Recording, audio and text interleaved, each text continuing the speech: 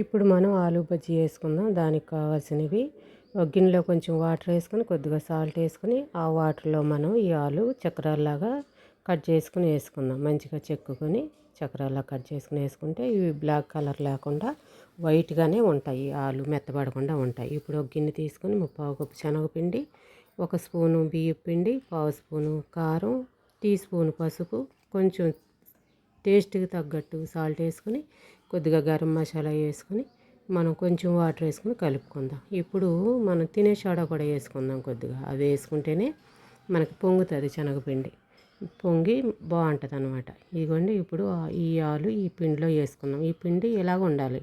బాగా గట్టిగా ఉన్నా అంటుకోదు బజ్జీకి, బాగా పలుచగా ఉన్నా అంటుకోదు.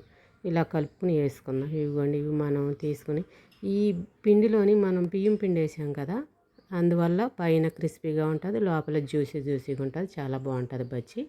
ఇవిగోండి ఎర్ర కాలిపోయి ఇప్పుడు తీసుకుందాం. ఇవి తీసుకుని గార్నిష్ చేసుకుని టేస్ట్ చేద్దాం ఎలాగున్నాయో. ప్లీజ్ లైక్ చేసుకోండి, సబ్స్క్రైబ్ చేసుకోండి. ఓకేనా ఫ్రెండ్స్?